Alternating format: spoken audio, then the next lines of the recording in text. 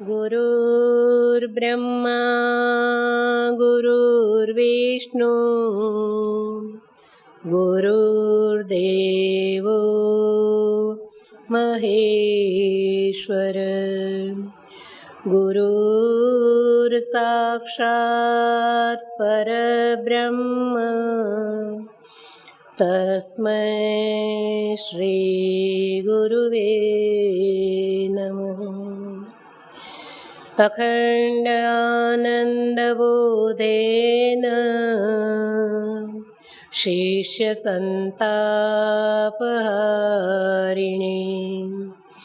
परमानन्दरूपाय तस्मै श्री गुरुवे नमः। वन्दां गुरुपदकञ्ज कृपासिन्धुनररूपहरिं महामोहतमपुञ्ज जासुवचन रविकर निकर। श्री सद्गुरुदेव भगवान की जय। श्री सद्गुरु महिमा। जय भगवान। भगवान की सद्गुरुदेव भगवान की असीम कृपा से आज 5वें दिन हम सद्गुरु महिमा शक्तिमती अनुसार देखने को प्रयत्न करेंगे। कल हमने देखा 1961 का ये प्रसंग है। छोटा भाई प्रमोद, उस पे घड़ी के चोरी का आरोप आया था। छोटी उम्र 14-15 साल का वो होगा। अपने दोस्तों के साथ हम खजाने वाले रास्ते में पहली मंजिल पे रहते थे। नीचे एक मिठाई वाले की दुकान थी थोड़ी दूर, वहाँ बच्चों खेल रहे होंगे। अब वो मिठाई वाले ने घड़ी उतार के पास में रखी होगी काम करने के लिए। किसी बच्चे ने उठा ली, वो बच्चा भाग गया और नाम आया भाई का। मिठाई वाले को शंका हुई, मारता हुआ चिल्लाता हुआ लेकर घर पर आया। या तो 150 रुपये दे दो या तो घड़ी दे दो, आपके बच्चे ने मेरी घड़ी चुराई है।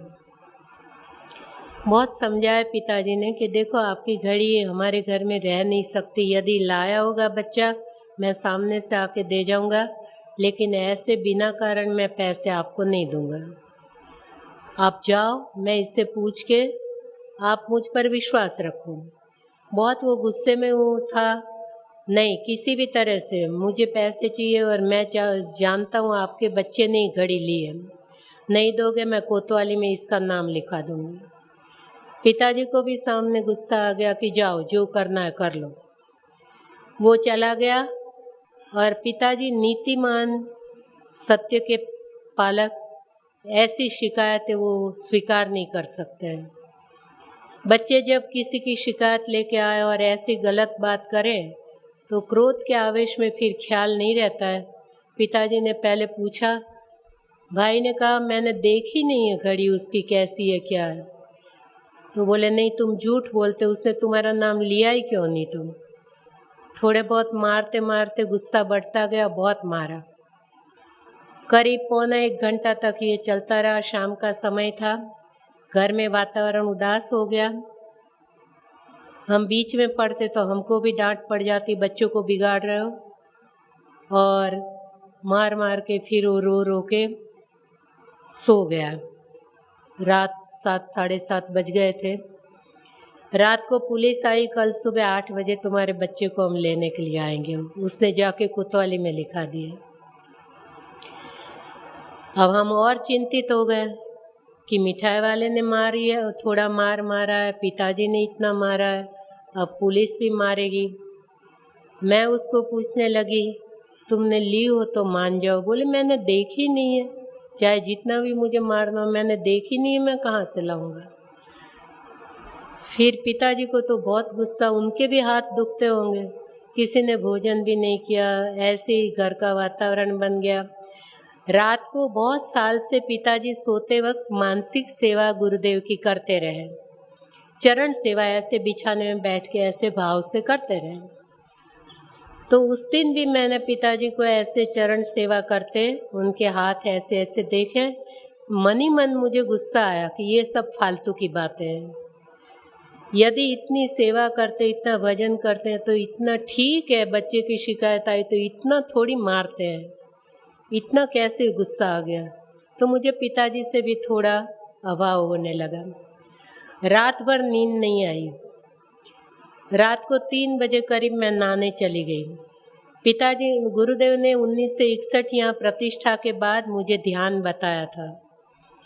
मंत्र जाप, महामंत्र, मंत्र राज की उपासना, नाभि से उठाकर हृदय में स्थिर करके त्रिपुटी में छोड़ने का, पद्मासन लगा के बैठने का। इतना कोई मुझे ध्यान तो नहीं लगता था, पर गुरुदेव के आदेश अनुसार उनके बताए जैसे थोड़ा बहुत पद्मासन में बैठ जाती थी। नहा धो के मैं बैठी थी, मन तो लग नहीं रहा था, बहुत चिंता थी, क्या होगा, सुबह परिणाम क्या आएगा, बदनामी भी होगी, अड़ोस पड़ोस में बुरा लगेगा, मार पड़ेगी इसको। इतने में रोते हुए गुरुदेव को प्रार्थना कर रही थी, हे गुरुदेव, यदि इसने ली है घड़ी तो इसको ऐसी बुद्धि दो कि ये मान जाए, और वरना आपकी शरण में है, आप उसकी रक्षा करना। अचानक आवाज़ सुनाई दी। तब तो टीवी का जमाना नहीं था, तो जैसे मैं टीवी में चलचित्र देख रही हूँ वैसे पहले आवाज़ आई, किशन। मैं समझी मैं तो राम भक्त हूँ और बीच में ये कृष्ण जी का नाम कहाँ से आया। दूसरी बार आवाज़ आई, किशन। समझ नहीं पा रही थी। तीसरी बार आवाज़ आई, नहीं समझ पाई। उसके बाद हम जो रास्ते में रहते थे उस रास्ते का नाम खजाने वालों का रास्ता, उसी के सामने नारगढ़ का रास्ता पड़ता, वहीं छोटे भाई पढ़ने जाते थे, उसकी स्कूल उसी रोड पर थी। वो रास्ता दिखाई दिया। उस रास्ते में प्रवेश करते दाहिनी ओर करीब कोने से चालू करे तो तीसरी चौथी मंजिल पीले रंग का मकान था। जयपुर में करीब सभी मकान ऐसे होते हैं, बीच में चकोर चौक और चारों ओर ऐसे अंदर रहने का होता है। तो जैसे उस मकान के अंदर दरवाजे में मैं गई, चारों ओर बरांडा था, बाईं ओर गई, आज भी वो मुझे दृश्य दिखाई दे रहा है। तो बाईं ओर मुड़ते ग्राउंड फ्लोर पर एक काले रंग का दरवाज़ा लकड़ी का, उसको जंजीर लगी हुई, वो दरवाज़ा खुला। सामने लोहे का पलंग था, उस पलंग के नीचे बहुत बड़ी लोहे की पेटी थी, वो खिसक के बाहर निकली, जैसे कि एक पिक्चर देख रही हूँ मैं। फिर वो पेटी खुली, 2-3 कपड़े इधर उधर हुए और पीले रंग की साड़ी, उसमें सफ़ेद गोटा लगा हुआ जरी का, उसकी ऐसी 3 तह लगी हुई, वो खुली और उसके बीच में काले पट्टे वाली गोल्डन डायल वाली घड़ी पड़ी है। तो भी मैं कुछ समझ नहीं रही हूँ कि ये मुझे क्या दिखाई दे रहा है। 5 बजे करीब पिताजी उठे। मैं और पिताजी रोज़ सुबह उठ के यही हमारा एक दूसरे को प्रश्न रहता था कि आज की नई खबर क्या है।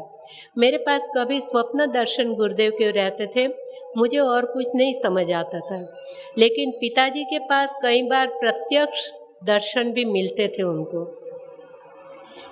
तो मेरे को मन में गुस्सा था, तो पिताजी से मैं ठीक से जवाब भी नहीं दिए। बोले आज की कोई खबर? मैं बोले नहीं, मेरे पास कोई खबर नहीं है। फिर पिताजी एकदम गदगदित हो गए और मेरे को बताने लगे, देखो मेरे पास आज की क्या खबर है। उनकी आंखों में आंसू बहने लगे। बोले कल रात को मैं गुरुदेव की चरण सेवा कर रहा था, तो गुरुदेव ने कहा कि आज पैर नहीं दुख रहे हैं, मुझे पीठ बहुत दुख रही है, मेरी पीठ दबा दो। गुरुदेव आपकी पीठ दुख रही है, आप कैसे थक गए? बोले नहीं, थक नहीं गया हूँ, मार बहुत पड़ी है। बोले अब गुरुदेव पिताजी ये सुन के एकदम चकन्ने रह गए। बोले आपको मार पड़ी है? बोले हाँ, तुमने बच्चे को बहुत मारा है ना, वो सब मुझे ही तो लगी है मार। फिर रोते हुए बोले कि आज के बाद मैं प्रतिज्ञा करता हूँ कि कभी किसी पे हाथ नहीं उठाऊंगा। तब से पिताजी ने किसी बच्चों को मारने का नहीं किया। जब सुबह फिर मैंने बात बताई कि मुझे ऐसे सब सुनाई दिया। बोले इसमें क्या सोचने की बात, ये तो सही सही है कि किशन नाम का कोई लड़का है और उसका घर बताया, उसके यहाँ पेटी में ये घड़ी रखी हुई है, इतना तुम्हें साफ साफ दिखाई दिया। बोले मैं बोली मुझे तो कुछ समझ नहीं आ रहा इसका इशारा क्या। बोले यही है। हमें तो मालूम नहीं था कि भाई के कौन कौन दोस्त है, उसका नाम क्या है, कुछ भी नहीं मालूम था। तो बोले प्रमोद को उठाओ और उसको पूछते हैं कि कौन दोस्त, उसके नाम क्या है। सुबह उसको उठाया तो मैं डर रही थी वो बच्चा उठ नहीं पाएगा, इतनी मार पड़ी है। जब उसको उठाया तो एकदम फ्रेश, उसको कुछ भी नहीं। मैं उसकी पीठ वगैरह हाथ फेर रही थी। मैंने कहा यहाँ दुख रहा है क्या, यहाँ लगी है क्या तुम? बोले कहाँ लगी, काय की लगी है, मुझे कुछ नहीं है। बोले उसको कोई तरह की पीड़ा नहीं, उसको कुछ मार पड़ी ये भी याद नहीं। हमने पूछा कि तुम वहाँ कौन खेल रहे थे? बोले हम 5-6 दोस्त खेल रहे थे। सबका नाम पूछा तो एक बच्चे का नाम किशन बताया। हमने पूछा तुमने उसका घर देखा है? बोले हाँ मैं उसके घर जाता भी हूँ कई बार। फिर पिताजी ने कहा अब चिंता नहीं है, अब पुलिस को बताएंगे कि भाई ये फलाने घर पे। तो बोले तुम्हें कैसे मालूम पड़ा, तुम्हारा लड़का उसमें मिला हुआ है? पिताजी ने कहा हम ऐसे ही कह देंगे भाई किसी ने आके हमको बताया, अपना नाम देने को मना किया है और आप उस घर पे तलाश करो, और वहाँ आपको घड़ी नहीं मिली तो आप लेने मत आना, मैं अपने बच्चे को खुद लेके कोतवाली में आऊँगा। पुलिस वहाँ गई, वहाँ से घड़ी मिल गई। उस दिन शनिवार था जिस दिन ये घड़ी का आरोप लगा। तो पिताजी बनारस जाने वाले थे तो उन्होंने गुरुदेव को लेटर लिख दिया था कि संजोगवशात अब मैं नहीं आ पाऊँगा। अब यहाँ से शनिवार को पिताजी चिट्ठी लिख रहे हैं, वहाँ से शनिवार को गुरुदेव ने किसी के हाथ चिट्ठी लिखवाई कि प्रिय पुरुषोत्तम भाई, मैं तुम्हारे आने की आशा छोड़ ही बैठा था, खैर तुम नहीं आए तो धीरू आए। धीरू भाई जब नागपुर रहते थे वो वहाँ से बनारस पहुँच गए होंगे। फिर कोई न समझ पाए, ऐसे लिखा चिंता मत करना, जिसका राम रक्षक उसका कौन भक्षक। और जब ये सारा काम निपट गया फिर माँ पिताजी बनारस गए और वहाँ सब गुरुदेव को बात बताई। गुरुदेव ने कहा चिंता का कोई कारण नहीं, मैं हूँ ना तुम्हारे साथ। इस तरह से लाज रखते हैं, किस तरह से गुरुदेव बचाते हैं, वरना कोई प्रमाण हमारे पास और था नहीं। तो ऐसी ऐसी रक्षा करते हैं। प्रणत पाल कुटुंब रघुराई, एक भी जीव गुरुदेव की शरण में गया तो उसके पूरे परिवार का रक्षण सद्गुरुदेव भगवान किस तरह से अपने करते हैं। ये सब कोई अपनी बड़प्पन नहीं है, लेकिन गुरु कृपा ही केवलम।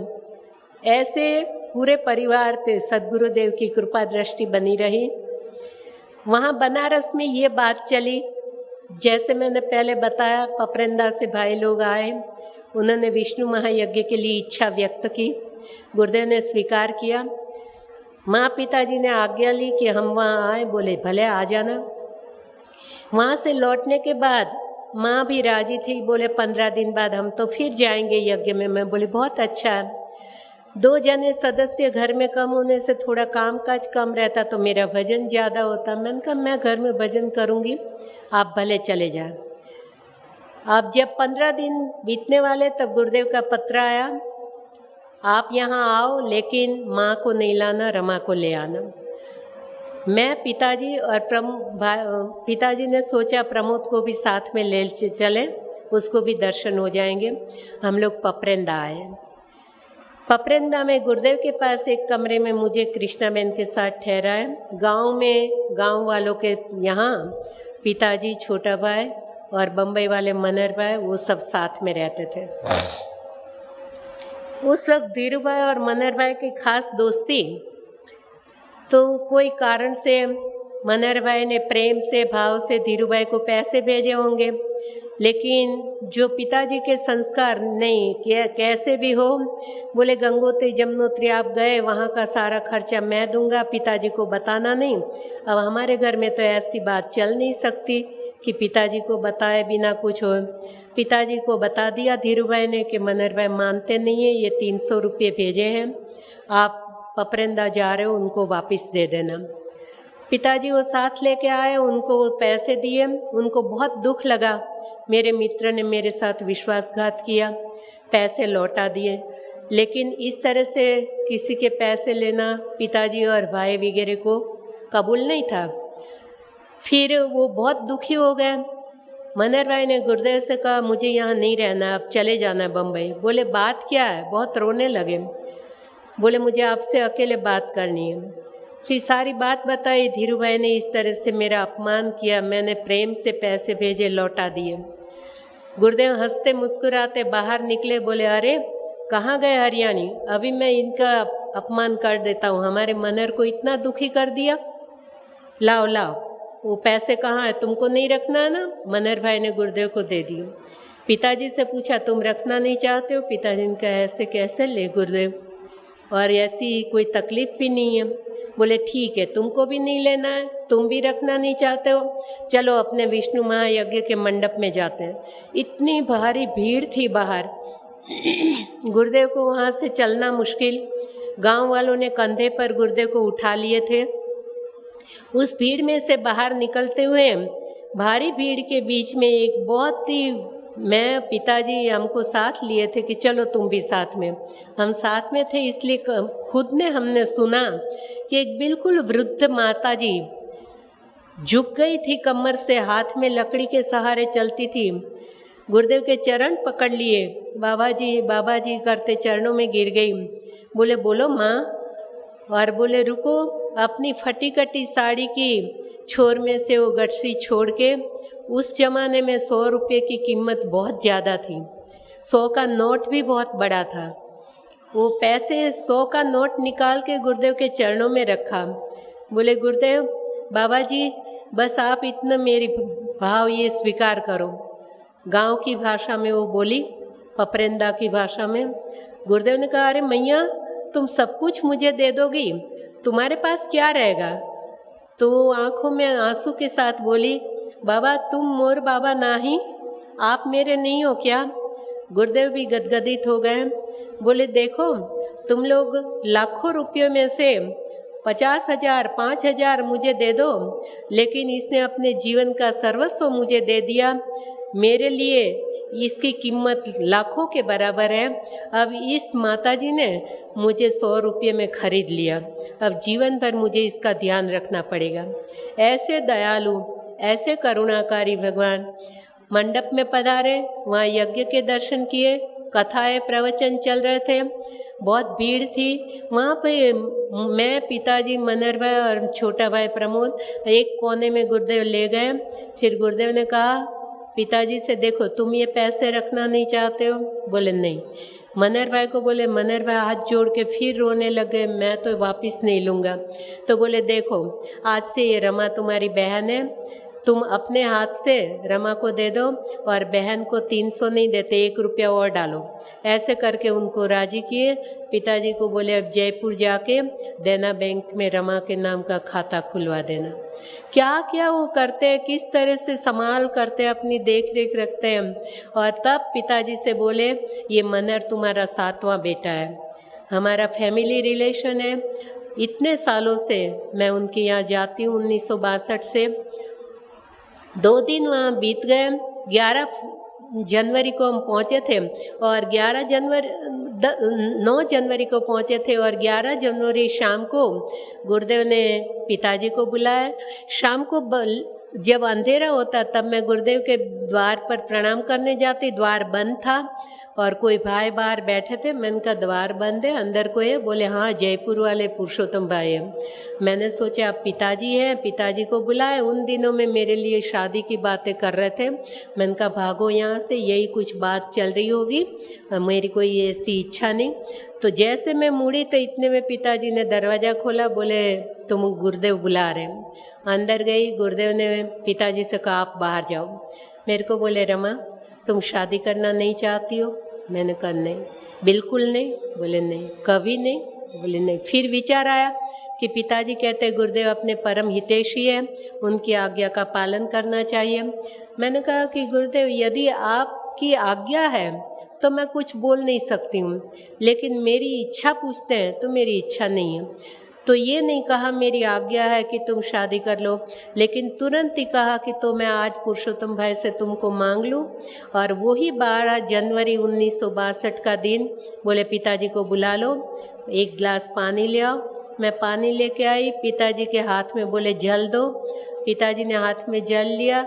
गुरुदेव ने कहा संकल्प करो कि आज से मैं अपनी बेटी रमा को आपको सौंपता हूँ। इस तरह से बोले आज तुम्हारी ये आत्मसमर्पण दीक्षा हुई। इस तरह से तीसरी बार की ये दीक्षा गुरुदेव ने चरणों में इस जीव को स्वीकार किया और नया ही जीवन तब से प्रारंभ हुआ। गुरुदेव की यज्ञ में इतने सुहारी बोलते हैं, बड़ी बड़ी पूड़ी बनती हैं और ऊपर शक्कर परोसते हैं, ऐसा भोजन। और गुरुदेव ने कहा था कोई भी पपरेंदा गांव से कानपुर बांदा की बसें निकलती हैं, एक भी व्यक्ति भूखा नहीं जाना चाहिए। सबको राम दुहाई देकर रोक लेना और सबको भोजन कराना। खूब धामधूम से वहाँ विष्णु महायज्ञ हुआ, खूब ही अच्छी तरह भंडारे चलते थे। वहाँ हम 12 जनवरी से 16 जनवरी तक पपरेंदा में रुके। 16 जनवरी को वहाँ का यज्ञ पूरा हुआ और उसी दिन शाम को हमको बोले अब आप लोग खपटिया चले जाओ। मैंने कहा अब जयपुर जाना है? बोले नहीं, अभी खपटिया में 9 दिन का और प्रोग्राम है, वहाँ तुम मेरे पास रुकोगी। तो बोले शाम को खपटिया हम चले गए और बोले मैं रात को ये सारे हिसाब करके आऊँगा। जो भी गुरुदेव के चरणों में प्रणाम करते हैं उसको सामने से सबके पास से 1-1 रुपया लेते थे, लाओ लाओ भैया लाओ, मेरा रुपया लाओ। और कोई 2 रुपये 5 रुपये की नोट रखता तो बोले अरे ना बाबा, ये मेरी फीस तो 1 रुपया है, इतना ना ही हो। वो बोलते बाबा खुदरा ना ही। तो बोले कि कोई बात नहीं मैं देता हूँ। तो दूसरे रुपये खुले करके उनकी जेब में सामने से डाल देते थे। ऐसे सबको राजी करते। माताएं वहाँ की ग्रामीण बहनें गुरुदेव के पास आती, बाबा हमें नाम सुना दो। बोले इधर आओ, बोलो श्री राम शरणम मम, श्री राम शरणम मम, श्री राम शरणम मम। ऐसे उनको मंत्र दे के फिर बोले कुमकुम लाओ। वो लोग घूंघट निकालते, अपने हाथ से गुरुदेव उनका घूंघट ऊंचा करके उनको टीका लगाते। सब देखते रहते। तो बोले शहर के लोग तुम ऐसे आश्चर्य मत करना, ये मेरे सब ग्वाल बाल हैं, यहाँ कोई ऐसे नियम नहीं लागू होते हैं। बोले क्योंकि नहीं तो माताओं को स्पर्श नहीं करते थे गुरुदेव, पर वो गुरुदेव के लिए कोई बंधन नहीं। जहाँ प्रेम है राम ही केवल प्रेम प्यारा, जान ले हूँ जो जानन हारा। वही बात प्रत्यक्ष हमें जो राम जी चित्रकूट पधारे थे और वेद वचन ते प्रभु करुणा है, ऐसे गांव वालों के साथ हिल मिल के उनकी भाषा में इतना आनंद करते थे, सब लोगों को आनंद कराते थे। 16 तारीख रात को 2:30 बजे हम तो शाम को खपटिया चले गए थे। रात को नींद नहीं आ रही थी, कोई स्कूल का मकान था। मैं चौक में बैठी थी, कड़ी ठंडी थी, जनवरी का महीना था। मैंने सोचा गुरुदेव आए क्यों नहीं। अब रात को 2:30 बजे दूर से लाइट दिखाई दी और देखा तो गुरुदेव की गाड़ी आ गई। सब राजी राजी हो गए, सब उठ गए और गुरुदेव बोले चलो अंदर हिसाब करना है। थैली भर के जो खुले रुपये 1-1 रुपये के सिक्के वगैरह लाए थे, बोले गिनो, वहाँ का हिसाब चुकाना है। सुबह 5 बजे तक सब पैसे गिन के बोले जाओ अब अपने अपने ढंग से नहाओ धो, अपना अपना साधन भजन करो। रात भर सोई नहीं थी, नहा धो के माला जपने बैठे, नींद आ गई। सुबह 8 बजे गुरुदेव के पास गई। रोज़ पूछते थे क्यों, नियम हो गया। जितना भी बताए थे 15,000 नाम जाप, राम स्वराज का पाठ, रामचरितमानस का पाठ, रोज़ ध्यान में बैठना, ऐसे जैसे बताया था वो रोज़ शक्तिमती अनुसार करती रहती थी। जब 8 बजे पहुँची तो बोले क्यों भजन हो गया। मैं कुछ बोल नहीं पाई क्योंकि नींद आई थी। बोले हाँ आज तो भजन नहीं हुआ, नींद आई ना। तो इस तरह से सब कुछ जानते थे। काले घने बादल थे, अंधेरा छाया हुआ था, छोटा सा कमरा था, बहुत सर्दी के कारण पर्दे टाट के लगे हुए थे। और उस दिन सुबह फिर मुझे बुलाई और मेरे को बुलाकर कहा चलो पद्मासन लगा के बैठ जाओ ध्यान में। कमरा बंद था, कुछ दिखाई नहीं दे रहा था अंधेरे में। जो 1959 में धागे में तुलसी के मणि पिरोए हुए कंठी पहनाई थी, वो पहनी थी गले में। गुरुदेव ने अपने हाथ से वो कंठी निकाल ली और रोज डोरे में कुछ पहनो और अचानक कुछ धातु की चीज़ अपने शरीर पे आ जाएगी तो वजन तो लगेगा। गुरुदेव ने एक पेटी थी छोटी अपने बंडी की जेब में से चाबी लेके उसका ताला खोला और उसमें से कंठी निकाली। उस पर कड़ी टूटी हुई थी, डोरा बांधा, सोने के तार में पिरोए हुए तुलसी के मणि थे, वो कंठी पहनाई। तब अंधेरे में कुछ दिखता नहीं था। मैंने सोचा कुछ तार है, तांबे का चांदी का कुछ होगा, ऐसी तो कोई कल्पना नहीं थी। जब 15-20 मिनट ऐसे बैठा है और फिर बोले कि जाओ अब तुम अपना भजन जो बाकी है नियम कर लो। मैं बाहर निकली। बाहर निकलते ही एक बहन सामने मिली तो उन्होंने मेरे गले में देख के बोले, ओहो सोने की कंठी पहनी। तब मैंने देखा तार सोने का है। पिताजी को बताने गई। पिताजी ने कहा गुरुदेव के पास कहाँ से ये कंठी आई? वो कड़ी टूटी हुई, पुरानी घिसी हुई, डोरा बंधा हुआ। मैंने कहा मुझे कुछ मालूम नहीं है, मैंने पूछा नहीं है। गुरुदेव ने कृपा कह कर पहनाई। बोले मैं बात करूँगा। बाद में मनर भाई, छोटा भाई, पिताजी सब गुरुदेव के पास पधारे, मैं भी साथ में थी। तब पिताजी ने पूछा कि गुरुदेव आपने ये कंठी दी? बोले हाँ। बोले आपके पास? बोले ये पूर्व में भी मेरे पास में थी, इसकी मृत्यु हो गई, तब इसके गले से कंठी निकाल ली थी, आज उसी की कंठी उसको वापस दे रहा हूँ। ऐसी गुरुदेव की करुणा। और मेरे पास जो गुरुदेव के पत्र लिखे हुए हैं उसमें भी लिखा है कि रमा ने मेरी धारणा पक्की है, तुम मेरी थी हो और रहोगी।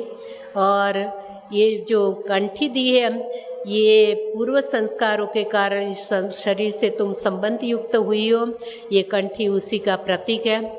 ऐसे लिखे हुए पत्र भी मेरे पास है। ऐसी करुणा जन्म जन्म के जीव को पकड़े हुए, चाहे कितने जन्म बीत जाए, सद्गुरु उस जीव का उद्धार करके छोड़ते हैं। एक बार कोई भाई लोग वगैरह कंठी लेने आए तो बोले इसका नाम है कंठी, कंठ में प्राण तत्व रहता है, मैं जिसके प्राण तत्व को पकड़ता हूँ फिर उसको पार करके छोड़ता हूँ। बोले तुम लोगों को तो क्या है, मंत्र लेके छूट जाते हो, लेकिन मेरी जिम्मेदारी कितनी बढ़ जाती तुम्हें मालूम है।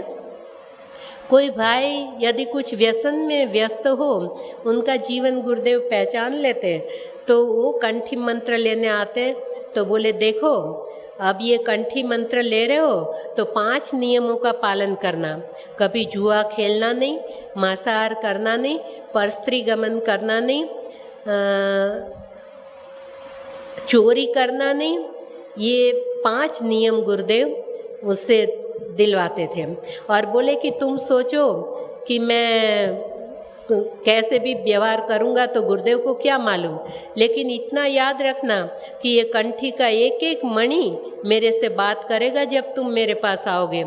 ऐसे सद्गुरुदेव भगवान कितने कितने जीवों का कैसे कैसे उद्धार करते हैं, कैसे कैसे उनका कल्याण करने के लिए नियम भी देते हैं। कई बार कहते हैं कुछ बातें तुम लोगों को मेरी कटु लगती है, लेकिन माँ पहले कड़ी औषधि पिलाती है तो बच्चे के हित के लिए। व्याधि नाशित जननी गणहीन शोषिषु पीर, तो ऐसे बोले तुम लोगों को बुरा लगता है, लेकिन तुम्हारे कल्याण हेतु कहता हूँ। लेकिन तुम लोगों का तो ऐसा है ना कि कुछ बात मीठी मीठी लगे तो मीठा मीठा गप गप और कड़वा कड़वा थू थू, तो वो बातों को तुम लोग स्वीकार नहीं करते हो, निकाल देते हो मन से। ऐसा नहीं होना चाहिए। तुम्हें जो बात अच्छी भी न लगे लेकिन उसको पकड़ लो, तुम्हारे कल्याण हेतु मैं कहता हूँ। ऐसी अच्छी अच्छी बातें सिखाते थे। 17 जनवरी को ये कंठी वगैरह का प्रसंग हुआ। फिर 18 तारीख को गुरुदेव बोले कि पुरुषोत्तम भाई अब तुम रमा को लेके जयपुर चले जाओ, यहाँ का वातावरण ठीक नहीं है।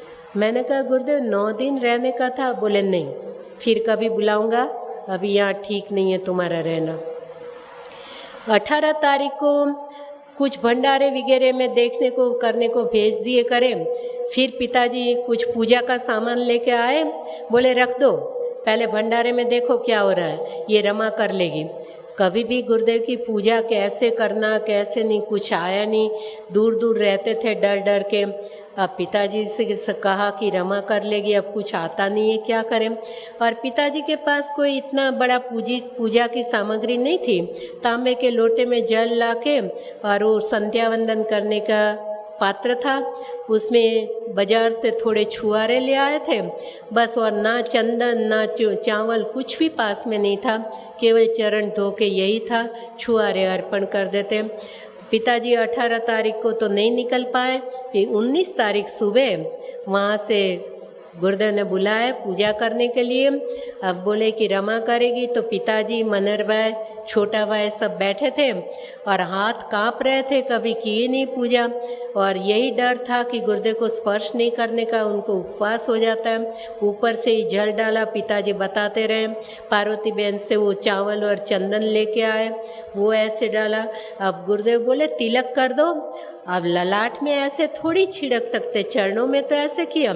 अब सोचती रही हाथ में चंदन लेके कि स्पर्श नहीं करने का, तिलक कर दो, कैसे करूं। मुस्कुराने लगे, बोले अब क्या, अब तुम मेरी हो ना, चिंता मत करो। बोले तिलक कर दो। गुरुदेव के श्री ललाट में कांपते हुए हाथ से तिलक किया और गुरुदेव ने करुणा करके पूजा स्वीकार की। तब प्रथम बार सद्गुरुदेव भगवान के चरणों की पूजा का मंगल अवसर प्राप्त हुआ। और फिर जयपुर गए। बोले जयपुर जाके एक चांद्रायण व्रत, बोले जयपुर जाके एक चांद्रायण व्रत कर लेना, और किसी भी पुरुष को टच हो जाए तो उस दिन तुम्हारा उपवास रहेगा। अब ट्रेन में जयपुर गए, कब किसको जाने अनजाने जनरल डिब्बे में जाना होता था, कोई तब आज के जितनी रिजर्वेशन वगैरह सुविधा नहीं होती थी।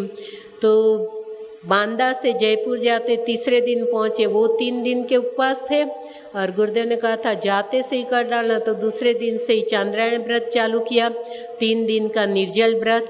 गुरुदेव की कृपा से उसमें से पार हुए। थोड़ी कमजोरी तो लगी, कभी इतना भारी व्रत किया नहीं था। और सद्गुरुदेव अपने कर्म खपाने के लिए, कौन कौन से अपराध के प्रायश्चित के लिए अपने को क्या क्या व्रत बताते हैं। तब जीवन में एक बार चांद्रायण व्रत किया था। अब समय पूरा होने जा रहा है और आगे का प्रसंग 62 के बाद 62 जनवरी जीवन का एकदम यादगार दिन की जीवन निश्चित हुआ कि अब भजन में मन लगाना, वो गुरुदेव की कृपा से संपन्न हुआ। अब आगे की का प्रवचन, आगे की बातें जैसे भी सद्गुरुदेव प्रेरणा करेंगे, कल करेंगे। सबको जय सिया राम, जय भगवान।